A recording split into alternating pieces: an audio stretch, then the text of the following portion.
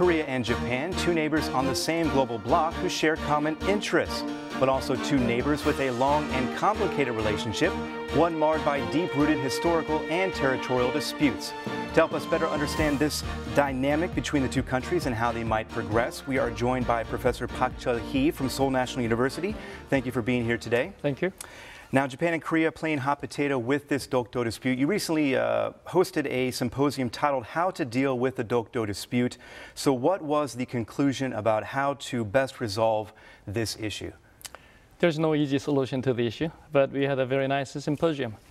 We drew some insightful comments from the presenters. First, I think we have to start from the simple but very important fact that Korea is virtually controlling the island. So then also Japan can hardly change the status quo easily. So we need more confidence about dealing with the Dokdo issue rather than getting too much emotional. And also we discussed the issue much more seriously in an academic manner and say that we have a lot of mixed evidences about the territorial sovereignty of the issue. The very interesting was that before 1905, which was the year that Japan annexed the island to Shimane Prefecture, we can find ample evidences that Japanese themselves declared that that's not Japanese territory. So after the war ended, and then before the San Francisco Treaty, there's a kind of very mixed evidences about whether that islands should belong to Korea and Japan. So we have to carefully deal with the issue in order to claim that island much more persuasively. From the Korean perspective, making it a non-issue rather than a visible issue would be better than making a provocative statement. You talk about dealing with it more persuasively. What has the government done so far, in your opinion, that they maybe should have done better, or what needs to be done more that can make that case more persuasively? The Japan presents their opinions very clearly than before, especially homepage of the Japanese Foreign Ministry. They have 10 items about why they think the Dokdo belongs to their country. Of course, the Korean government, the Foreign Ministry, and then Northeast Asia History Foundation make a counter-argument against it. But I think we need much more the presenting historical facts that we know of. I don't think ordinary Korean pretty much share that kind of historical facts we know. In what form, though? I mean, where do you put these facts out? Are you talking to the international community, or are you talking about things like billboards in Times Square? Or I don't like the billboards on the Times Square because as I told you, it's better for us to keep it as a non-issue rather than an issue because we are controlling the island. But the many Korean people get very much emotional when you talk about Dokdo issue. But if you know about historical facts, that such as the kind of claim that Japan actually denied the access to the Dokdo Island during the 17th century, 18th, and 19th century, then why do we have to get emotional? They already knew. So and we have to share this kind of wisdom with the international community. We don't have to make a noise to the international society, but actually get it rightly known to the public. You're talking about emotions. One thing that certainly brought some of those emotions out was President Lee Myung-bak's trip to Dokdo in August. I imagine that's something that was spoken about at the symposium. What were the opinions there from the people that took part about that trip and the outcome of it? Basically, any Korean president can visit Dokdo at any time if they want, because Dokdo is our territory. It's like a local trip. So in that sense, we can accept the truth, but we made a kind of some dubious argument, the kind of the doubts whether the timing was right, and explanation about why he went there. So Many Japanese they accepted it as a kind of like the thunderstorm in a blue sky. Why now and the why? So that provoked many Japanese. So in a sense, it was unnecessary that much. It did more harm than good. Yeah. In the long run. In the long run. When, I guess the question is, when would be a good time then for the president to visit Dokdo? Why was this a bad time? If there is a kind of Japanese claims about the issue very noisily in the international society, and then or make a kind of any legal action, then we can show our will that belongs to our territory, that's ours. So show political will to show it. But the August 11th, of course, is before the Liberation Day, but still, I don't think it was not such a perfect timing for visiting the island. Another issue that I'm sure you talked about that we'd be remiss not to mention is Japan wanting to take this issue to the International Court of Justice. What is your viewpoint on that? What should Korea do? Korea has said they will not take part in that. What should Korea do, in your opinion? At the International Court of Justice, as long as Korea do not respond to the Japanese request, they cannot forcefully bring Korea to the court. So we have much more the room to negotiate before we bring that issue to the ICJ. So, and I don't think Korea will bring that issue to the court because the territory is ours. When it is ours, and we have an evidence, and when they have a claim, why we bring it to the court? The court decision is the final resolution when we cannot agree upon it, and then after we tried all possible means to resolve the issue. I mean, the counter argument, though, is if Korea is so confident in their case, why not finally settle it, take it to the ICJ, let them give their verdict, and the matter is settled? Yeah, that's a good argument.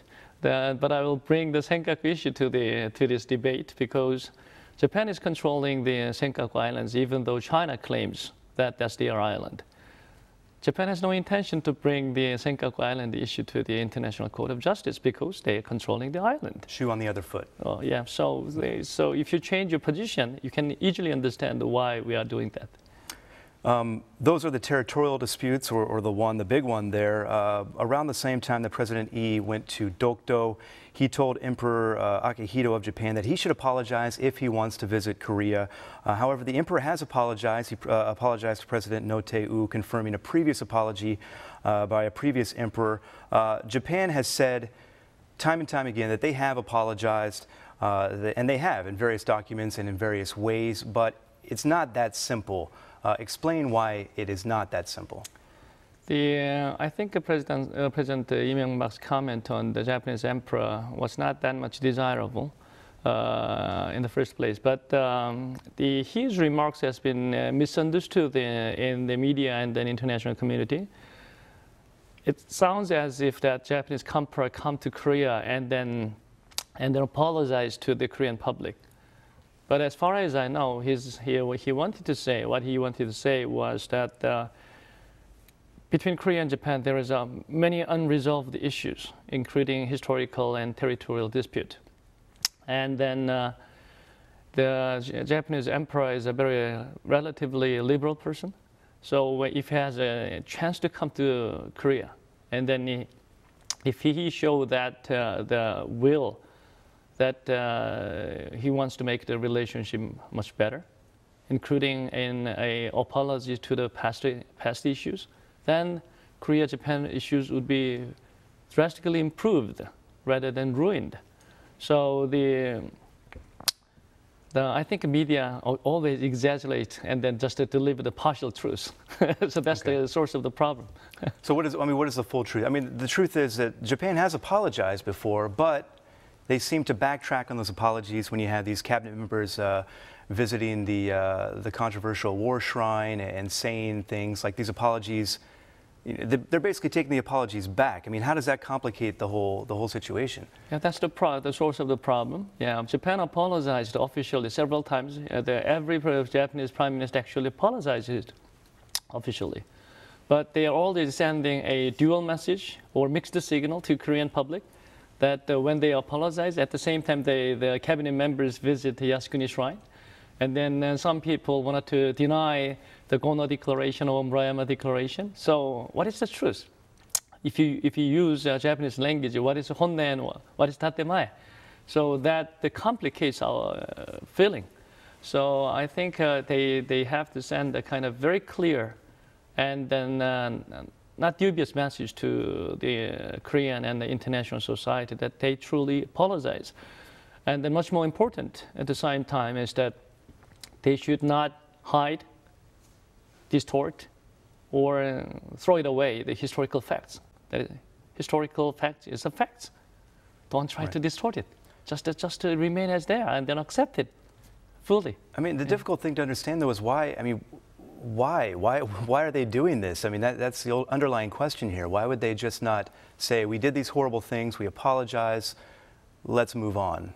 What's behind their... I don't know clearly their mindset, but they have them. They are frustrated about the kind of what they think unnecessary pressure to Japan that apologize several times, but they are closing one eye. They do not see the truth on the other side of the aisle. That in the Korean eye, it looks as if you're sending a very confusing mixed signal rather than clearly apologizing about the historical, the misdemeanors. One topic under this sort of bigger umbrella is the comfort woman issue. There are a few dozen remaining comfort women who are living today. Has the Korean government, in your opinion, done enough to get those victims the compensation that they deserve for what they went through? That's a very controversial issue. The Korean government, also Japanese government, has tried they made some efforts to improve the situation and then take care of the mindset of the comfort women. But comfort women themselves do not accept that that's enough. Then we have to take care of the mindset much more carefully rather than, okay, we did enough. And then the Korean government tried the best to solve it. But still, the victimized people themselves are not fully satisfied. Then I think we have to make an utmost efforts again to satisfy their request. And then I think we have to go further. We're talking about the problems. Let's try to focus on the solutions here a little bit. What do you believe is the most urgent issue that needs to be resolved between Japan and Korea, and how do you best go about doing that? If I just confine the issue to the comfort woman issue, first of all, you should not deny, distort, or hide the historical facts about comfort women. Japanese government itself acknowledged in 1992, 1994, and 5 that they were involved in the mobilization and then transportation of the comfort woman, and they managed in the comfort station. So the LDP President Abe, like person, they argued that there was no element of enforcement in the mobilization of the comfort woman in a narrower sense. But they have to see the wider horizon and then accept that most of the comfort women were mobilized against their will. And then usually they were deceived by the mobilizers or Japanese, the people involved. They were never told that they are working at the comfort station as sex slaves. And then they had no freedom to leave the scene, even though they were there. If it is if there is no enforcement or element of force, the people should have lived there freely. It was impossible. So that we have to start from the simple fact that the mobilization and management of this comfort woman had been done against the will of the comfort woman. And then, on the basis of acknowledging the historical facts, we have to apologize once again with more hearts, and then show a symbolic gesture to them that we are serious, and then compensate them much more sincerely. The new Japanese ambassador to Korea, Koro Besho, said that his mission would be to improve bilateral ties between Korea and Japan. let's say hypothetically you're advising him right now. What would you tell him to do that? First of all, listen to the voices of the Korean people much more carefully, rather than just a kind of presenting Japanese government opinion. So if you listen to the Koreans much more carefully, you will hear the modest, decent, but acceptable arguments at the same time, even though you hear also provocative statement from the Korean public, but you will find a very balanced position. Also, I want to ask the Ambassador Park Cheol-hee to do more public diplomacy to the Korean public and the Japanese public, that we have to improve our relationship and better understand each other much more in a genuine way. Sure. I feel like we're pointing the finger a bit, quite a bit here at Japan. Does the Korean government bear any sort of responsibility here? What could they do to better relations with Japan? The Korea, whenever Japan provokes us, overreacts to the Japanese motion, and we get too much emotional. So I always ask the Korean government and just the Korean public, stay calm. Still we can deal with provocative Japan. So we don't have to get angry. We don't have to raise our voice, but still we can deliver our voice to the Japanese public and then political leaders in a much more careful manner. So calm down. That's my first advice. Okay. That's the thing we have to do. But a lot of the provocations come from Japan, so we need more confidence. You talk about calming down, though. That's very hard for people to do. I mean, these are emotional topics that we're talking about. I imagine that would be very difficult for people to hear that and to say, okay, I will calm down. It's not something that they can do easily, right? Yeah, so the understanding the current and then past about the Korea-Japan relations, and then understand better about the realities in Japan, that will help. I think we have we lack the much more the full understanding about Japan in every sense of the words. We need it. We still do not know Japan fully. You talk about a better understanding of Japan regarding both good and bad side of the Japan. Sure. I'm not talking about we have to tell the good story about Japan. Okay. We have to know without emotion the objective truth, and then reality as it is, rather than exaggerating some facts. So that's necessary.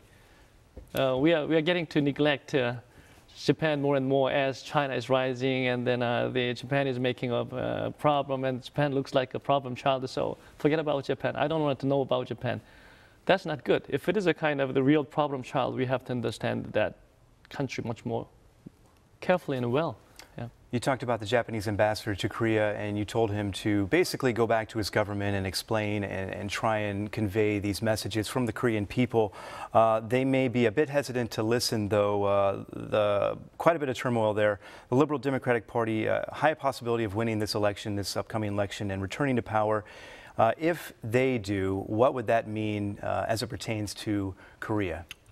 That gives a kind of very serious warning signal to us, because their public promise, the policy promise to the public is very provocative in the eyes of the Korean people, right? They're negating comfort woman issue, and then trying to visit Yasukuni Shrine again, and then even making Takeshima Day as a national day rather than a local day. We can hardly accept that arguments. But I think we still have to open the dialogue channel with Japan, rather than denying any dialogue with Japan, and try to deliver our message clearly that that's unacceptable from our position, and then continue to convey our message. I don't think Japan will be fully persuaded by that, but still we should make an effort to deliver our message clearly, that some of your arguments are never acceptable to us. But Shinzo Abe, the president of the Liberal Democratic Party, would be very hesitant, I think, to listen to those things, would he not? So very, very interesting thing is that Abe Shinzo wants to make a very attractive and powerful nation again. I don't know if this is an attractive part of the story. If he makes a provocative arguments in a historical and territorial dispute, of course, Korea and China will not agree to his position. And then I don't know Southeast Asian countries would welcome that kind of statement. Then, diplomatically, it will bring Japan into the corner rather than bring to the main stage. Also, United States would be very much concerned about Japan because they are going too far. So, okay, they will highly regard the statement that U.S.-Japan alliance should be strengthened. But in order to strengthen the ally relationship, Korea is another ally to the United States, and you have to maintain a friendly relationship with China. Don't provoke China, Korea too much. So that would be the concern of the United States. So I don't know whether Abe's position really serves the Japanese interest, that serves the Asian interest and American interest either. But I mean, he does have a shot, though, of becoming prime minister again. He has a high chance. The free trade agreement negotiations between Korea, China, and Korea haven't started yet. What do you think of the prospects for that free trade pact coming to fruition? Interestingly enough, the Korea-Japan trade negotiation started much earlier than any other negotiation, but it halted and then just to stay there for 8 years without making any serious progress. I think two issues are blocking the progress of the FTA negotiation. One is agricultural issues, agriculture and fishery issues, and the other is non-tariff barriers. Of course, the non-tariff barriers is a very tough issue.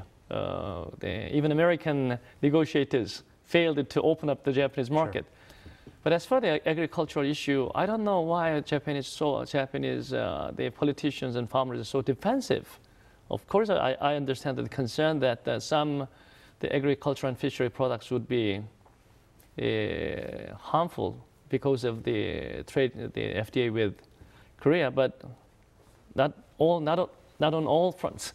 So I think they have to open up the agricultural market much more oftenly, and then have the Japanese government can compensate the agricultural farmers like we did in Korea. So then we can make a progress. But they are too much preoccupied with protecting their farmers too much, and then do not try to say that we are ready. So, okay, come when you are ready, because we already concluded the FTA with the United States, sure. European Union, India, and we're negotiating with China. So please come when you're ready and willing. That's the position we have. Professor Park Cheol-hee, we do appreciate it. Unfortunately, we're out of time. I wish we could talk more. It's a fascinating topic, of course. We do thank you, though. Thank you. I enjoyed the show. And that does it for us today. Thank you for watching, and we'll see you next week after 10.